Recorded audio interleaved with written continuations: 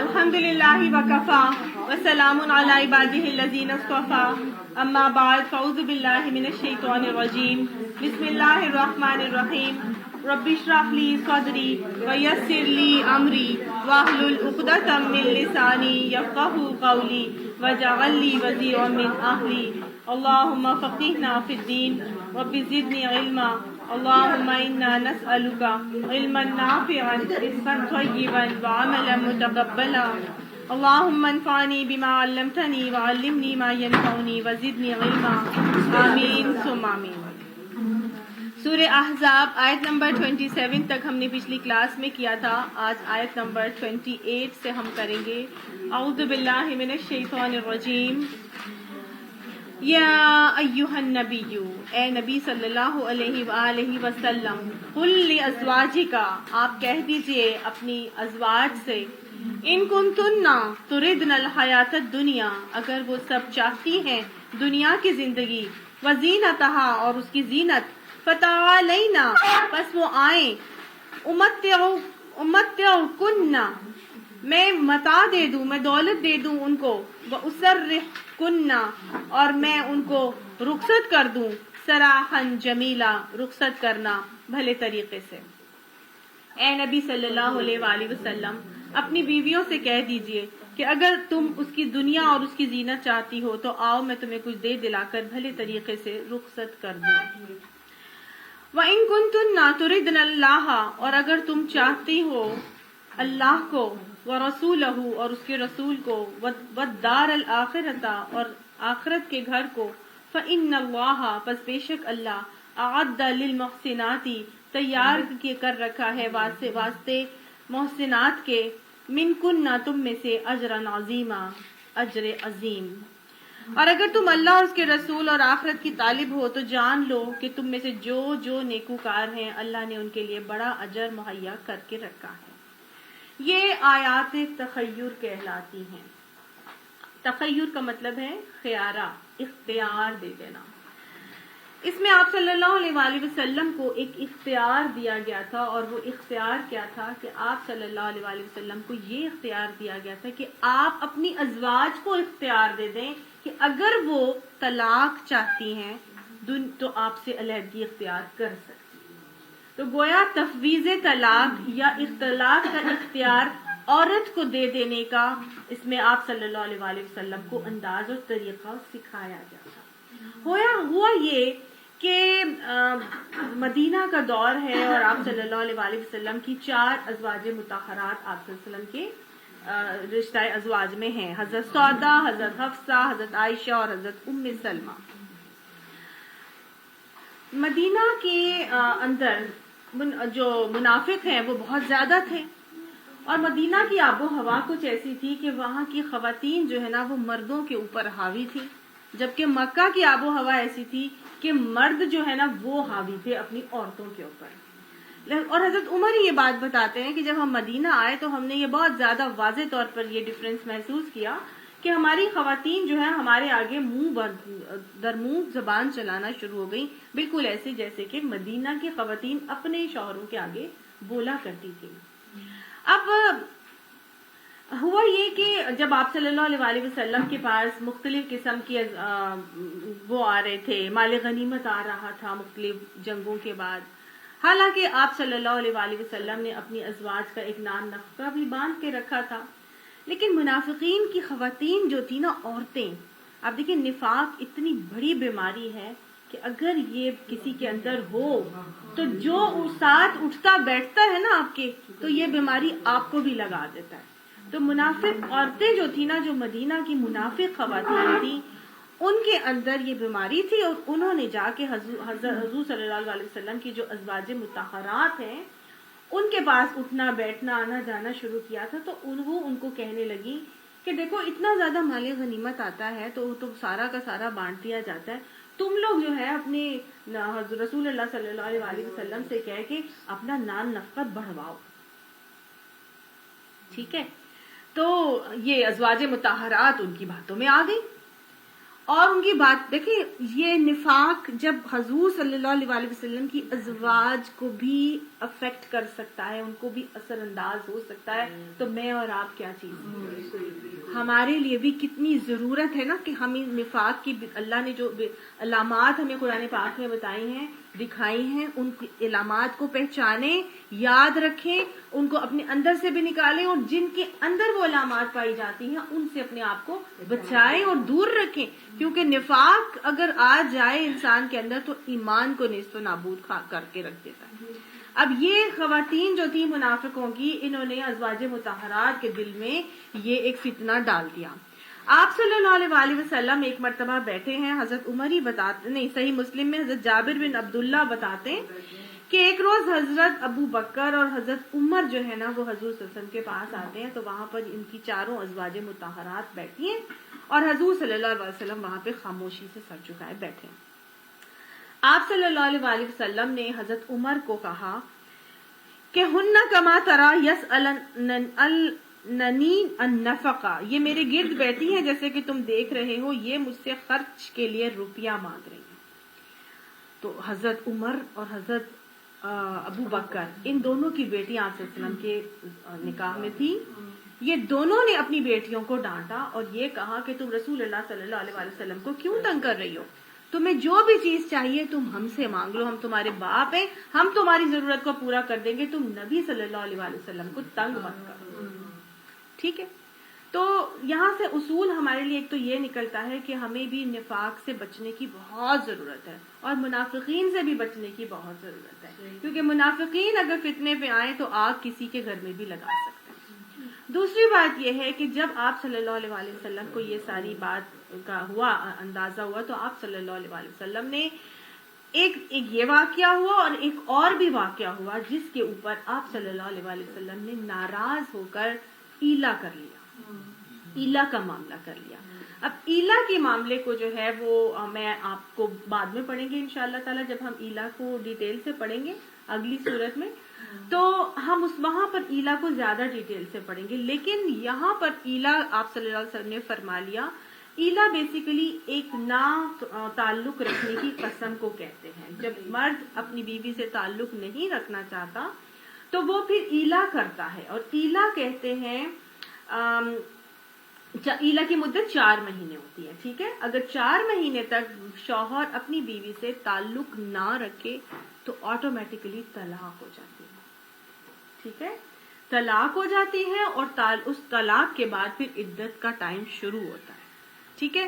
یہ چونکہ طلاق رجعی ہوتی ہے، اس میں رجوع کیا جا سکتا، ابھی بھی یہ چیز ہے، طلاق رجعی ہوتی ہے، اس میں رجوع کیا جا سکتا ہے، تو اس کے ڈفرینٹ فقہی اصول اور مسائل ہیں، تو اس حساب سے جو ہے وہ رجوع ہوگا، یا پہلی طلاق ہوگی یا دوسری ہوگی، یا کیا طریقہ ہوگا۔ لیکن اگر شوہر تعلق نہ رکھنے کی قسم کھا لے کہ میں نے تعلق نہیں رکھنا، یہ ایک طرح سے آپ یہ کہہ لیں کہ ہم نے قرآن پاک میں سورہ بقرہ میں پڑھا تھا نا، سورہ نساء میں، کہ اگر تمہاری خواتین تم سے نشوز کرتی ہیں تو پھر تم کیا کرو، پھر ان کو تم ان کو تم سمجھاؤ، فاعظوہن، پہلے ان کو نصیحت کرو، پیار محبت سے سمجھاؤ، پھر بھی نہیں کرتی تو کیا کرو، اپنے بستر ان سے الگ کر لو، پھر بھی نہیں کرتی تو پھر اب تم اسے مار سکتے ہو، ٹھیک ہے نا۔ تو یہ بستر الگ کرنے کا ایک انداز اور ایک طریقہ ہے، واہجروہن، ان سے ہجرت کر دو، ان سے چھوڑ دو ان کو تھوڑی دیر کے لیے۔ تو بیسیکلی آپ صلی اللہ علیہ وسلم نے ایک ناراضگی کا اظہار کسی وجہ سے کر کے، ایک تو یہ وجہ اس میں بتائی جاتی ہے، اس کے علاوہ بھی اور وجوہات آتی ہیں، وہ انشاءاللہ آگے پڑھیں گے، لیکن آپ صلی اللہ علیہ وسلم نے بہرحال ایلا کر لیا 1 مہینے کا، ٹھیک ہے۔ اگر 1 مہینے کا ایلا کر کے واپس آ جائیں تو اس سے کچھ بھی نہیں ہوتا، کوئی طلاق واقع نہیں ہوتی، کیونکہ ایلا کی مدت کتنی ہے، 4 مہینے ہے۔ آپ صلی اللہ علیہ وسلم نے ایلا کیا تھا، اور ایلا کرنے کے بعد جب آپ صلی اللہ علیہ وسلم 1 مہینے کے بعد واپس آئے تو آپ صلی اللہ علیہ وسلم سے حضرت عائشہ نے پوچھا کہ یا رسول اللہ، ابھی تو 29 دن ہوئے ہیں، آپ نے تو 1 مہینے کا ایلا کیا تھا، گویا آپ صلی اللہ علیہ وسلم نے یہ انہیں کہہ دیا تھا کہ میں 1 مہینے تک تم لوگوں سے کوئی تعلق نہیں کروں، ٹھیک ہے نا۔ تو یہ ایک طرح سے ایلا ہے کہ ان کو بستر ان کے علیحدہ کر دیے، ان کو سمجھانے کے لیے، ان کو سکھانے کے لیے، ان کو جولٹ کرنے کے لیے، ان کو ایک جھٹکا دینے کے لیے کہ بھائی دیکھ لو، اگر تم میرے پیار سے پھر تم بری ذمہ ہو اگر تم میری بات نہیں مانو گی. تو خیر بہرحال اس طرح کا معاملہ ہوا اور آپ صلی اللہ علیہ وسلم نے 1 مہینے کا ایلا جب کیا تو آپ صلی اللہ علیہ وسلم اتر کے آتے ہیں تو پھر آپ صلی اللہ علیہ وسلم کے اوپر یہ آیات نازل ہوتی ہیں اور آپ صلی اللہ علیہ وسلم کو کہا جاتا ہے کہ اے نبی صلی اللہ علیہ وسلم آپ اپنی بیویوں سے یہ کہہ دیجئے کہ اگر تم دنیا اور اس کی زینت چاہتی ہو تو آؤ میں تمہیں کچھ دے کر بھلے طریقے سے رخصت کر دوں, اور اگر اللہ اور اس کے رسول اور آخرت کو چاہتی ہو تو پھر کیا کرو, جان لو کہ تم میں سے جو نیکوکار ہیں اللہ نے ان کے لیے بڑا اجر مہیا کیا. یہ آیات آپ صلی اللہ علیہ وسلم سب سے پہلے لے کر حضرت عائشہ کے پاس آئے اور ان کو یہ کہنے لگے کہ عائشہ میں تم سے ایک بات کہنا چاہتا ہوں, میری بات بہت غور سے سننا اور جلدی اس کا جواب مت دینا. تمہیں چاہیے کہ تم اس اپنے والد سے اس کا مشورہ کر لو پہلے اور اس کے بعد مجھے اس کا جواب دینا. تو جب آپ صلی اللہ علیہ وسلم نے ان کو یہ آیات پڑھ کے سنائی تو آپ حضرت عائشہ نے بغیر لمحہ ضائع کیے فوراً سے یہ کہا مجھے کسی سے پوچھنے کی ضرورت نہیں ہے, میں تو اللہ اور اس کا رسول اور آخرت کی طلبگار ہوں. ٹھیک ہے. اسی طرح آپ صلی اللہ علیہ وسلم پھر دوسری ازواج کے پاس بھی گئے اور انہوں نے بھی منوان یہی جواب دیا. اب اس میں یہاں پہ یہ کچھ باتیں ہیں مسائل کے حوالے سے, وہ یہ ہے کہ جب ایک آپ صلی اللہ علیہ وسلم کو کہا جا رہا ہے نا کہ آپ اپنی بیویوں کو کہیں کہ اگر تم چاہتی ہو تو میں تمہیں دے دلا کر رخصت کرتا ہوں, گویا آپ صلی اللہ علیہ وسلم کو یہ اختیار دیا گیا تھا کہ آپ نے ہی رخصت کرنا تھا, وہ خود سے خود آپ سے علیحدگی اختیار نہیں کر سکتی تھی. ٹھیک ہے. آپ صلی اللہ علیہ وسلم انہیں کچھ دیتے دلاتے اور پھر وہ رخصت ہو جاتی. اب جب وہ رخصت ہو جاتی ہیں آپ صلی اللہ علیہ وسلم کے ازواج نکاح کے بندھن سے تو پھر کیا تھا, پھر ان کو اختیار تھا وہ جدھر مرضی چاہے شادی کرتی. لیکن کیونکہ وہ تو چاہے دنیا کی زینت چاہ رہی تھی تو اب اگر وہ ان کو یہ کہہ دیا جاتا کہ جی آپ امت کی مائیں اور اب آپ کسی سے شادی نہیں کر سکتی تو پھر ان کا امہات المومنین کا درجہ بھی ختم کر دیا جاتا. ٹھیک ہے نا. تو ان کو پھر کہہ دیا گیا کہ آپ صلی اللہ علیہ وسلم کو کہ اگر یہ علیحدگی چاہیں گی تو آپ انہیں کچھ دیں گے, یہ خود سے خود علیحدہ نہیں ہو سکتی, آپ صلی اللہ علیہ وسلم کچھ دیں گے اور پھر ہی وہ علیحدگی اختیار کریں گی. اب یہ اس حوالے سے ہمارے جو نکاح نامے کے اندر ایک کالم ہوتا ہے یا ایک شک ہوتی ہے اس کی, اور اس کے اندر عورت کو اختیار دیا جاتا ہے طلاق کا. یہ اختیار یہ آیت تخیر کے حوالے سے ہی رکھا جاتا ہے. ٹھیک ہے. اگر یہ مرد چاہے, اصل میں اللہ تعالیٰ نے نکاح میں طلاق کا جو حق ہے وہ کس کو دیا ہے, مرد کو دیا ہے. لیکن اگر مرد اپنی مرضی سے چاہے کہ میں یہ اختیار اپنی بیوی کو دینا چاہتا ہوں کہ وہ اینی ٹائم ان ہر لائف علیحدگی چاہتی ہے, طلاق چاہتی ہے, تو وہ لے سکتے. ٹھیک ہے. تو وہ اپنی مرضی سے اپنی بیوی کو یہ اختیار دے سکتا ہے. ہاں, اب یہ نہیں مجھے پتا کہ نمبر کیا ہے, پوائنٹ نمبر 18 ہے یہ نکاح نامے کے اندر. اگر وہ اس کی بھی کچھ بہت ساری صورتیں ہوتی ہیں. کچھ مرد ہیں وہ یہ کہتے ہیں کہ میں اختیار تمہیں ابھی کے لیے دے رہا ہوں, ابھی فیصلہ کر کے بتانا ہے, تو بس وہ اختیار اسی وقت کے لیے ہوگا. یہ ٹیمپرری بھی ہو سکتا ہے, یہ غیر معینہ مدت تک کے لیے بھی ہو سکتا ہے, یہ عارضی 1 سال 6 مہینے 6 مہینے سوچ لو اختیار ہے, لینا ہے طلاق تو لے لینا, 6 مہینے کے بعد پھر تم سے اختیار ختم ہو جائے گا. سمجھ آ گئی. تو گویا مرد کے اوپر ہے. ہاں جی, ہاں جی, یہ غیر معینہ مدت تک کے لیے بھی ہو سکتا ہے, یہ فور ایور کے لیے بھی ہو سکتا ہے, اور یہ ٹیمپرری بھی ہو سکتا ہے, اور یہ اس ٹائم کے لیے بھی ہو سکتا ہے. یہ ٹوٹلی ڈیپینڈ کرتا ہے ہسبینڈ کے اوپر. ہاں جی, ہاں جی, وہ نہیں اس میں ہوتا ہے, ہاں لکھا جو جاتا ہے تو وہ لکھوانے والے کے اوپر ہے کہ وہ کتنی دیر کے لیے اختیار چاہتا ہے کہ بھئی میں 2 سال کی مدت اس کو دے رہا ہوں طلاق کے حق کے لیے, اگر یہ نہیں رہنا چاہے گی تو بے شک مجھ سے لے کے علیحدہ ہو جائے, لیکن اس کے بعد یہ اختیار 2 سال کی مدت لکھ دیا اس کے اندر, اگر 2 سال میں تم دیکھ لو, اگر تم چاہتی ہوگی تو علیحدہ ہو جانا. سمجھ آ گئی. تو بیسیکلی یہ تفویض طلاق بھی اس کو کہتے ہیں, آیات تخیر بھی کہتے ہیں کہ right of divorce has been converted from the husband to his wife. ٹھیک ہے. بیسیکلی ایڈوائس کیا کرنی چاہیے, بڑا اچھا سوال کیا ہے. اللہ سبحانہ تعالیٰ جو ہے نا وہ ہمارا خالق ہے, مالک ہے. شیطان کو یہ چیز سب سے زیادہ پسند ہے کہ میاں اور بیوی کا گھر ٹوٹ جائے. اللہ نے اسی لیے یہ اختیار مرد کو دیا ہے کیونکہ عورت کے اندر مختلف قسم کے ہارمونل اپس اینڈ ڈاؤنس کی وجہ سے جو یہ ماہواری کا جو مسئلہ ہمارے ساتھ ہوتا ہے اس کے اندر ہمارے ہارمونل اپس اینڈ ڈاؤنس آتے ہیں جس سے ہمارے موڈ سوئنگز بہت ہوتے ہیں. خواتین خاص طور سے ان دنوں میں بہت چڑچڑی ہو جاتی ہیں, بہت زیادہ ہائپر ہو جاتی ہیں, بات بات پہ غصہ کرنے لگ جاتی ہیں, چھوٹی چھوٹی بات. اگر یہ سارا کا سارا اختیار عورت ہی کو دے دیا جاتا نا تو پھر میرا خیال ہے کہ زیادہ تر ہمارے معاشرے کے گھر جو ہے نا وہ بستے نہ بلکہ ٹوٹ ہی جاتے. مرد جو ہوتا ہے نا وہ بہت تحمل مزاج ہوتا ہے, وہ بہت سوچ سمجھ کے معاملہ فہمی سے ایک ڈیسیژن لیتا ہے, ٹھیک ہے نا. عورت جذباتی ہوتی ہے, وہ فوراً ایبرپٹ ڈیسیژن لیتی ہے. عمومی طور پر بات کی جا رہی ہے تو اللہ سبحانہ تعالیٰ نے اسی لیے یہ اختیار کس کو دیا ہے؟ مرد کو دیا ہے, عورت کو نہیں دیا. لیکن اگر مرد چاہے تو اپنی بیوی کو یہ اختیار دے سکتا ہے. یہاں پر اس کا ثبوت اور جواز ہمیں مل رہا ہے. اس کو خلا نہیں, اس کو خلا نہیں کہتے, ٹھیک ہے, اس کو خلا نہیں کہتے. یہ آیات تخیر. آپ صلی اللہ علیہ وسلم نے اپنی ازواج کو جب اختیار دیا تو کسی نے بھی اس اختیار کو قبول کرنے سے انکار کر دیا اور سب نے پیارے نبی صلی اللہ علیہ وسلم کی زوجہ بن کے رہنا ہی پسند کیا, اور انہوں نے کہا کہ ہم صرف اللہ اور اس کے رسول اور آخرت ہی کی طلبگار ہیں. تو ہمارے لیے بھی اصول اور نمونہ ملتا ہے نا کہ اگر ہمارے شوہر نیک ہوں اور اتنے اچھے ہوں کہ ہمیں اتنا بڑا اختیار دے دیں تو پھر ہمیں کیا کرنا چاہیے؟ اس اختیار کا ناجائز فائدہ اٹھانا چاہیے یا ان کی سنسیئر ہو کر ان کے ساتھ مزید لائلٹی کا مظاہرہ کرنا. نبی صلی اللہ علیہ وسلم کی بیویوں یا نساء النبی جی, اب پیارے نبی صلی اللہ علیہ وسلم کی ازواج مطہرات کو مخاطب کر کے ڈائریکٹلی کہا جا رہا ہے کہ من یأتی منکن بفاحشۃ مبینہ, کہ جو کوئی تم میں سے کھلی فحش حرکت کا ارتکاب کرے گی تو پھر کیا ہوگا؟ یضاعف لها العذاب ضعفین, اس کو دوہرا عذاب دیا جائے گا. اے نبی کی بیویوں, اگر تم میں سے کوئی کسی فحش حرکت کا ارتکاب کرے گی تو تمہیں دوہرا عذاب دیا جائے گا, اور جو تم میں سے اللہ اور اس کے رسول کی اطاعت کرے گی اور نیک عمل کرے گی اس کو بھی ہم دوہرا اجر دیں گے, اور ہم نے اس کے لیے تو رزق کریم مہیا کر رکھا ہے. یہ کیا بات ہے؟ ازواج مطہرات کو دوہرا عذاب یا دوہرا اجر کیوں مل رہا ہے؟ رول ماڈل ہوتی ہے. ہاں جی, کیونکہ اگلی آیت کا حصہ ہمیں بتا رہا ہے کہ یا نساء النبی جی لستن کاحد من النساء, کہ اے نساء نبی کی بیویوں تم میں سے تم لوگ ایک عام عورتوں کی طرح نہیں ہو. تم کیا ہو؟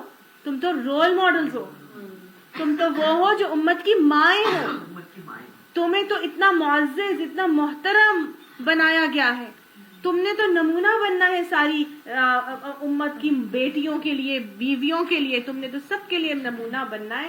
تو جو نمونہ ہوتا ہے جس کو دیکھ کے لوگ کاپی کرتے ہیں, تو جس طرح ہے نا کہ تم میں سے اگر کوئی تمہیں دیکھ کے کوئی کام کرے گا تو کرنے والے کو تو جو ثواب ملے گا ہی ملے گا, جو تمہیں دیکھ کے اس کام کو کر رہا ہے اس کا ثواب بھی تمہارے ذمہ ضرور ڈالا جائے گا. ایسا ہے نا, اس لیے آپ کا اجر بھی ڈبل اور آپ کا گناہ بھی ڈبل. قابیل کا جو قتل ہوا, قابیل نے جو قتل کیا تھا اپنے بھائی حابیل کو, دنیا میں جتنے بھی قتل ہوں گے اس کا ایک حصہ جو ہے وہ قابیل کے سپرد ضرور لکھا جاتا رہے گا جب تک دنیا میں قتل ہوتے رہیں گے. تو اسی طرح سے جو رول ماڈلز ہوتے ہیں ان کو کیا کرنا ہوتا ہے؟ بہت محتاط رہنا ہوتا ہے, کیونکہ کوئی ان کو دیکھ کے چل رہا ہوتا ہے اور ان کو دیکھ کے کوئی اور چل رہا ہوتا ہے. تو لہٰذا ان کو بہت محتاط ہونا ہے اپنے نیکی کے کاموں میں بھی, اور اپنے جو غلط اعمال ہو رہے ہیں اس کے حوالے سے بھی محتاط ہونا ہے. بات تو کی جا رہی ہے حضور صلی اللہ علیہ وسلم کی ازواج مطہرات کو. آج تو ہمارے درمیان وہ موجود نہیں ہے. آج رول ماڈلز کون ہیں؟ قرآن پڑھانے والیاں. آج ہمارے لیے, اسلام کے لیے رول ماڈلز کون ہیں؟ قرآن پڑھانے والیاں. آج ہم مائیں اپنے بچوں کے لیے رول ماڈلز ہیں. اگر ہم غلط کریں گے ہم گالی دیں گے تو ہمارا بچہ گالی دینا سیکھے گا. ہم قرآن کی تلاوت میں اپنے آپ کو مصروف رکھیں گے تو ہمارا بچہ آٹومیٹکلی انسینسیبل لرننگ کر کے اس کو سیکھ رہا ہے. امپرنٹس ہے نا, یہ آثار رحم ہیں, یہ ہمارے امپرنٹس ہیں جو ہم اپنے چھوڑ رہے ہیں پیچھے سے, ہے نا. وَنَكْتُبُ مَا قَدَّمُوا آثَارَهُمْ وَكُلَّ شَيْءٍ أَحْصَيْنَاهُ فِي إِمَامٍ مُبِينٍ. ہم لکھتے جا رہے ہیں وہ آثار جو تم اپنے پیچھے چھوڑتے جا رہے ہو. تو جو ہم آثار اپنے پیچھے چھوڑ کے جائیں گے وہ کیا ہے؟ وہ ہم رول ماڈلز ہیں, اور ہمیں دیکھ کے لوگوں نے اسلام کو سیکھنا ہے آج. تو پھر اگر ہم صحیح کریں گے اور ہمیں دیکھ کے کوئی صحیح کرے گا تو پھر اس کا اجر بھی ہمارے ذمے, اور اگر ہم غلط کریں گے اور ہمیں دیکھ کے کوئی غلط کام پکڑے گا تو اس کا گناہ بھی ہمارے وبال میں. صحیح. تو بس یہی بات ان کو سمجھائی جا رہی ہے, ان کو کہی جا رہی ہے. ان کے توسط سے مجھے آپ کو سب کو یہ بات کہی جا رہی ہے. اب آپ سب قرآن کلاس میں آتے ہیں, you are also role models. لوگ یہ بات سمجھتے ہیں, ان کو معلوم ہے کہ آپ تو 4-5 سالوں سے قرآن کلاس میں جا رہی ہیں, اب آپ کو تو اچھی طرح پتا ہوگا. اگر آپ یہ کام کر رہی ہیں تو دیٹ مینز یہ اسلام میں جائز ہے. ٹھیک ہے نا. وہ آپ کو دیکھ کر اب دین اسیس کریں گے, دین سیکھیں گے. یہ تو اتنے عرصے سے کر رہی ہے اور سمجھ آ گئی, اور اگر یہ چیز نہیں کرتی تو دیٹ مینز کہ واقعی اللہ تعالیٰ نے اس کو منع کیا. ٹھیک ہے نا. تو بس یہاں پر یہی بات بتائی جا رہی ہے, اور کہہ دیا گیا کہ اے نبی کی بیویوں تم عام عورتوں کی طرح نہیں ہو. ان اتقیتن, اب کیا ہے کہ آپ اللہ سبحانہ تعالیٰ حضرت آپ صلی اللہ علیہ وسلم کے ازواج مطہرات کے ذریعے سے اب امت کی ماؤں, بیٹیوں, بہنوں سب کو کیا بیویوں کو سب کو کیا سکھا رہے ہیں؟ کچھ طریقے سکھا رہے ہیں, کیونکہ یہ طریقے نبی صلی اللہ علیہ وسلم کو تو سکھائے نہیں جا سکتے تھے کیونکہ وہ تو مرد ہیں. تو یہ طریقے تو پھر عورتوں کے ذریعے سے ہی عورتوں کو سکھانے تھے نا. تو اب کہا یہ جا رہا ہے کہ اگر تم اللہ سے ڈرنے والیاں ہو تو پھر کیا کرو؟ فلا تخضعن, پس نہ دباؤ بالقول, اپنی آواز.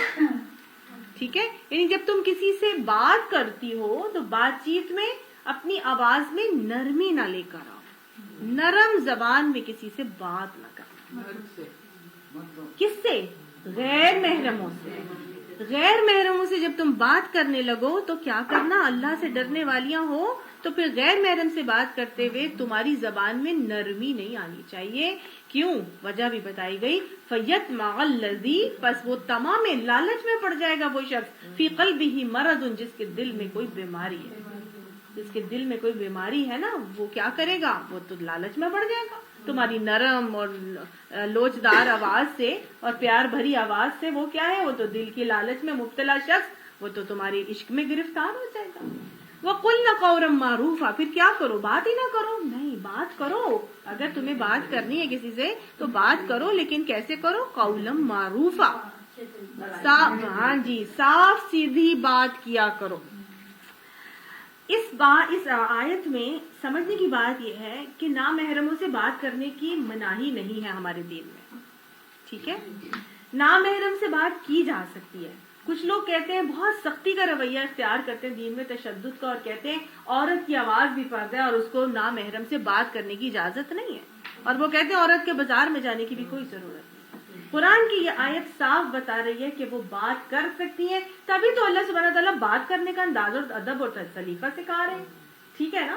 اب ظاہر ہے کہ عورت ہے, اس نے شاپنگ کے لیے بھی جانا ہے, اس نے تعلیم اور تدریس کے لیے بھی جانا ہے, اس نے ہو سکتا ہے کوئی کاروبار بھی وہ کرے, ہو سکتا ہے کہیں جاب بھی وہ کرے, ہو سکتا ہے نا کسی ٹیچر سے وہ پڑھنے جاتی ہے, یا کوئی بھی بات ہے. تو کیا ہے, اس کو اپنے سارے کام کرنے کی اجازت ہے, لیکن کیا کرنا ہے؟ اپنی بات کرنے کا انداز اور ادب اور سلیقہ سکھایا گیا ہے کہ نامحرم سے بات تم کر سکتی ہو, تم بازار میں شاپنگ کے لیے بھی جا سکتی ہو, تم سبزی والے سے سبزی بھی لے سکتی ہو, تم ڈرائیور سے بھی ڈیلنگز کر سکتی ہو, تم مالی سے بھی تم اپنے کام کروا سکتی ہو, تم ساری چیزیں کر سکتی ہو, لیکن تم نے کیا کرنا ہے؟ بس بات کرنے کے طریقے کا خیال رکھ کے چلنا. سوچنے کی بات یہ ہے کہ یہ طریقہ کس کو سکھایا جا رہا ہے اور وہ بات کس سے کرتی تھی. یہ نساء نبی کو سکھایا جا رہا ہے, حضور صلی اللہ علیہ وآلہ وسلم کی ازواج مطہرات کو, جو عام عورتوں کی طرح نہیں ہیں, جو امت کی مائیں ہیں, کہ ان کو سکھایا جا رہا ہے.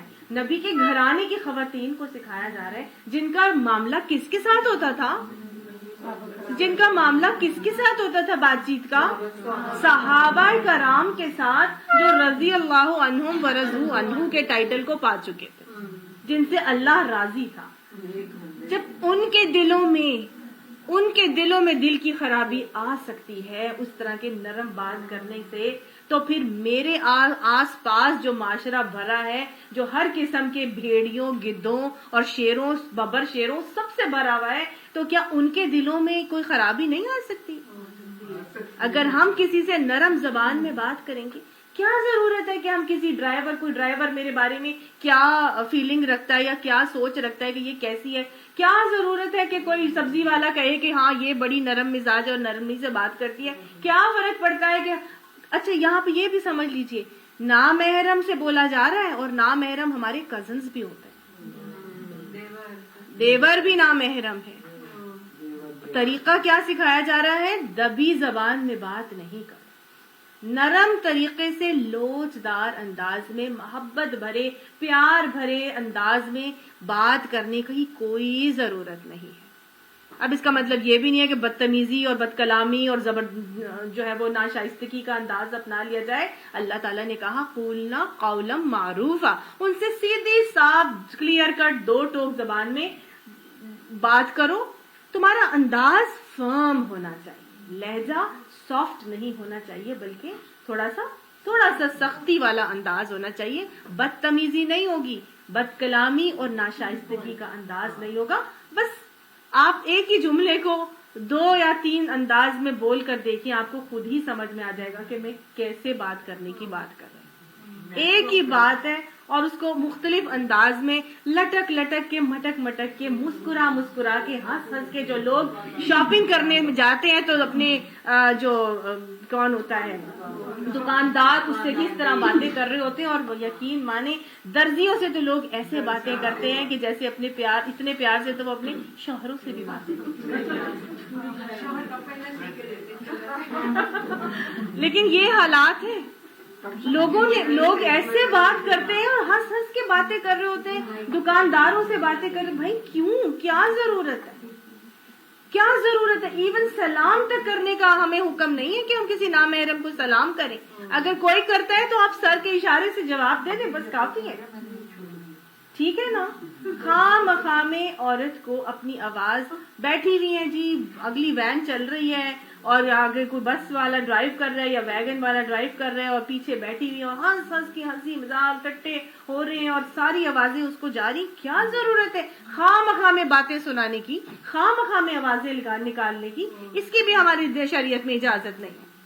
لیکن اگر ضرورت پڑ جاتی ہے کوئی بات کرنے کی تو کلیئر کٹ 2 ٹوک, وہی ٹو دا پوائنٹ بات کی جائے. اس سے زیادہ ہنسی مذاق کی کوئی ضرورت نہیں ہے. اور پھر یہاں پر اگر یہ ہماری شریعت ہمیں سکھا رہی ہے تو پھر جو یہ اناؤنسرز ہیں, یہ جو ریسیپشنسٹ ہیں اور یہ جو ایئر ہوسٹس ہیں, جن کو بار بار مسکرا کے انٹرٹین کرنے کا اور لوگوں کو محظوظ کرنے کا طریقہ سکھایا جاتا ہے, پھر اس کی ہماری شریعت میں کس حد تک اجازت ہے؟ آپ خود ہی اس کا فیصلہ کر سکتے ہیں. اس قسم کی پروفیشنز کی ہماری شریعت میں ہرگز بھی کوئی اجازت نہیں. مسکرا کے ملنا, مسکرا کے ان سے بات کرنا, ان کی سختیوں کو بھی بعض مسکرا کے بس بچ جانا, اس کی ہماری شریعت میں کوئی بھی اجازت نہیں ہے.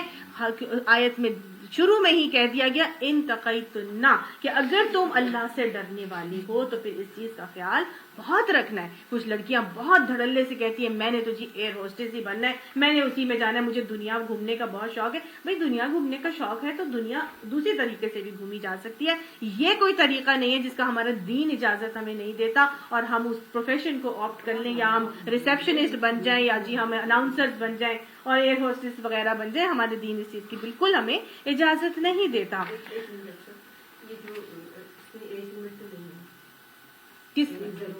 ہاں جی, اس میں ایج لمٹ کوئی نہیں ہے, اس میں ایج لمٹ کوئی نہیں ہے. آپ صلی اللہ علیہ وسلم کی نکاح میں اس وقت کون کون موجود ہے؟ دوبارہ سے دوہرا لیجئے, حضرت سودا, حضرت حفصہ, حضرت عائشہ اور حضرت ام سلمہ.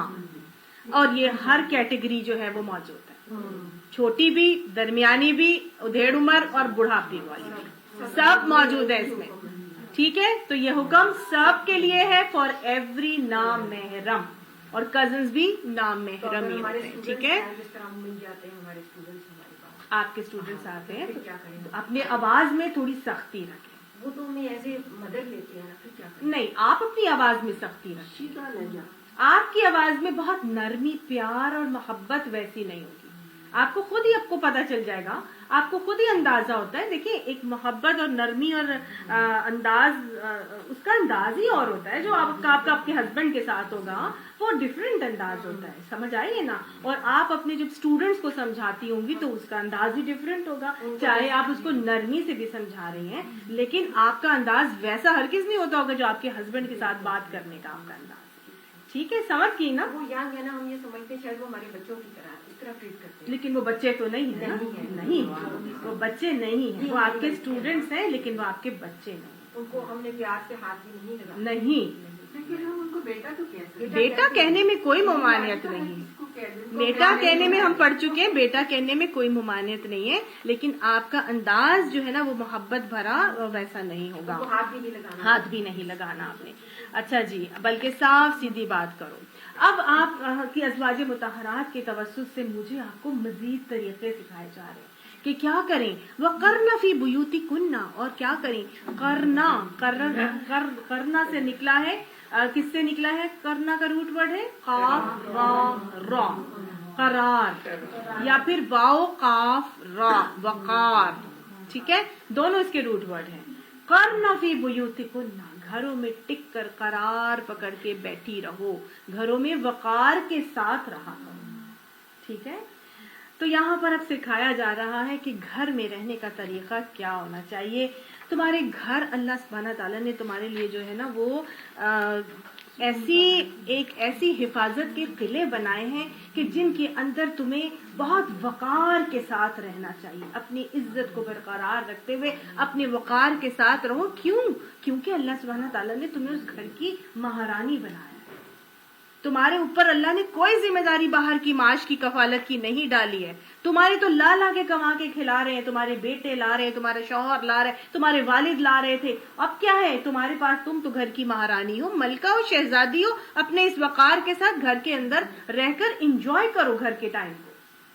टिक कर रहो करार के साथ, बेकरार हो के बाहर घूमो मत। बाहर जा रही हो, बस सेलें लग रही हैं, भाई वहां जाओ, चलो जी विंडो शॉपिंग करने चलते हैं। बेकरार होकर बस कमेटियां पार्टियां जी, कॉफी पार्टियां अटेंड हो रही हैं। बेकरार होके अपने कपड़े दिखाने जी स्कूलों में जा रही। ये सब तुम्हारे करने का काम नहीं है। क्या करना है उम्मत की बेटियों ने, माओ ने क्या करना है? वकार के साथ टिक कर घरों में बैठना है, करार पकड़ के बैठो। तुम्हारे घर तुम्हारे लिए अल्लाह सुब्हाना ताला ने तुम्हारा दायरा कार बनाया है। अल्लाह सुब्हाना ताला ने मर्द और औरत को जब बनाया है ना तो उसकी डिवीजन की है। मर्द का दायरा कार बाहर बनाया, औरत का दायरा कार घर बना दिया। घर के अंदर का दायरा कार औरत का अल्लाह ताला ने क्यों बनाया? क्योंकि अल्लाह ताला ने औरत को नरम मिजाज बनाया, नाजुक तबीयत का बनाया। फिर अल्लाह सुब्हाना ताला ने उसकी गोदों में बच्चे डालने थे ना, उसको माहवारी से गुजरना है, उसको हैज से गुजरना है, साथ उसकी जो है प्रेगनेंसी आएगी, फिर उसके बाद लैक्टेशन, उसके जो फीडिंग का टाइम और मसला आएगा, फिर उसके बाद जो रज़ात का मामला के बाद का जो टाइम होता है डिलीवरी के बाद का, उसमें कई औरतें जो है वो डिप्रेशन में चली जाती हैं। मतलब वो एक ऐसा टाइम और फेज है जिसमें औरत बहुत नाजुक हो जाती है, बीमार हो जाती है और वो मेंटली स्टेबल नहीं होती है। तो अल्लाह सुब्हाना ताला ने उसकी गोदों में जो बच्चे डाले थे ना, अब उन बच्चों को लम्स चाहिए, उनका माओ का प्यार, माओ की शफकत, माओ की ममता, माओ की मोहब्बत, माओ की तवज्जो, उनकी अटेंशन, उनका वक्त चाहिए। उन बच्चों की तरबियत के लिए अल्लाह सुब्हाना ताला ने माओ को ऐसा बनाया है और उनका दायरा कार उनका घर रख दिया। मर्दों के ऊपर दूसरी जिम्मेदारी डाली है और वो बाहर का काम करके आएंगे। लेकिन औरत के लिए अल्लाह के हर काम में बड़ी मसलहत, बड़ी हिकमत है। अल्लाह का कोई काम हमारे लिए जो है ना वो, कोई हुक्म हमारे लिए जो है ना वो चाहे हमें समझ में ना आए, लेकिन वो हमारे लिए हमारी बेहतरी के लिए अल्लाह ने रखा है। और फिर हमारी प्रायोरिटी अल्लाह ताला ने क्या कह दिया? तुम्हारा प्रायोरिटी ये तुम्हारा ये अपना सर्कल है, ये घर है, ये घर के काम, ये घर के काज, ये घर के बाल, ये बच्चे, ये सब तुम्हारी जिम्मेदारी है। और आप सल्लल्लाहु अलैहि वसल्लम ने बाकायदा इसका नमूना बना के दिखाया। हजरत फातिमा की जब शादी होती है तो हजरत अली की जिम्मेदारियां घर के बाहर की लगाई, حضرت فاطمہ کی ذمہ داریاں گھر کے اندر کا کام. حضرت حسن بتاتے تھے کہ جب تک ہماری والدہ حیات تھی ہمارے گھر کے سارے باہر کے کام ہمارے والد کرتے تھے اور گھر کے اندر کے سارے کام ہماری والدہ کرتی تھی. یہ نبی صلی اللہ علیہ وسلم نے اپنی بیٹی سید النساء اہل الجنہ یعنی کہ اہل جنت کی خواتین کی جو سردار ہیں ان کا یہ کام اور طریقہ سکھا دیا کہ گھر کے اندر کے جھاڑو لگانا, کپڑے دھونا, برتن دھونا, یہ کھانا پکانا, یہ سب کس کی ذمہ داری ہے؟ ہاں جی, ہر کام یہ کس کی ذمہ داری ہے؟ عورت کی ذمہ داری ہے. یہ عورت کا کام. اور گھر میں جب عورت کام کر رہی ہوتی ہے, وہ جتنی دیر کام کر رہی ہوتی ہے, گھر والوں کی خدمت میں لگی ہوتی ہے, اللہ کے سب سے زیادہ قریب ہوتی ہے. حدیث ہمیں بتاتی ہے جتنی دیر وہ گھر والوں کی خدمت میں, اپنے شوہر کی خدمت میں لگی ہوتی ہے. شوہر کی تو خدمت ہے, شوہر ہی تو گھر سے باہر گیا, آئے گا تو صاف ستھرا گھر, سارے کام ہوئے ہوئے, نہلائے دھلائے بچے اس کو ملیں گے, خوبصورت سارا کچھ اور کھانا پکا ہوا تیار ملے گا. یہ کس کے لیے کر رہی ہے؟ شوہر کے لیے تو کر رہی ہے. تو وہ جب تک شوہر کی خدمت میں لگی ہے وہ کیا کر رہی ہے؟ وہ اپنے رب کے سب سے زیادہ قریب ہے, رب کا قرب پا رہی ہے. اور آپ صلی اللہ علیہ وسلم نے حضرت فاطمہ کو یہ نہیں کہا تھا جب وہ اپنی کنیز مانگنے گئی تو یہ نہیں کہا تھا کہ ہاں 4 لے جاؤ, جو ایک روٹی پکا دے گی, ایک کھانا, ایک کپڑے دھو دے گی. نہیں, آپ نے کیا بتایا؟ تسبیح فاطمہ بتائی تھی. ذکر الہی, ہاتھ کام کاج میں ہو اور زبان اور دل اللہ کی یاد میں ہو. اپنی گودوں میں اپنے بچوں کو ڈال کے دودھ پلا رہی ہوتی ہیں اور کیا ہے, چکی کا پیس رہی ہیں اور ساتھ ساتھ زبان پہ قرآن جاری ہے. یہ ان کا کام تھا. آج ہم گھروں کے کاموں کو بوجھ سمجھ لیتے ہیں اور اللہ نے ہمیں کہا کہ کیا کرو, تم گھروں میں ٹک کر وقار کے ساتھ رہو, قرار سے بیٹھو, اور تمہارے لیے اللہ تعالیٰ نے تمہاری ذمہ داریاں بنایا ہے. یہ جو بچے تمہارے گودوں میں ڈالے ہیں نا, یہ جس ماں کے بچے ہیں نا, جس ماں کے اندر سے نکلے ہیں, جس ماں کے چھاتی میں اللہ تعالیٰ نے اس بچے کا دودھ ڈالا تھا, یہ اس ماں کی ذمہ داری ہے کہ ان بچوں کا خیال رکھے, ان کی تربیت کا خیال رکھے. یہ ساسوں کی اور ماؤں کی ان کی ماؤں کی یعنی نانیوں کی ذمہ داری نہیں ہے.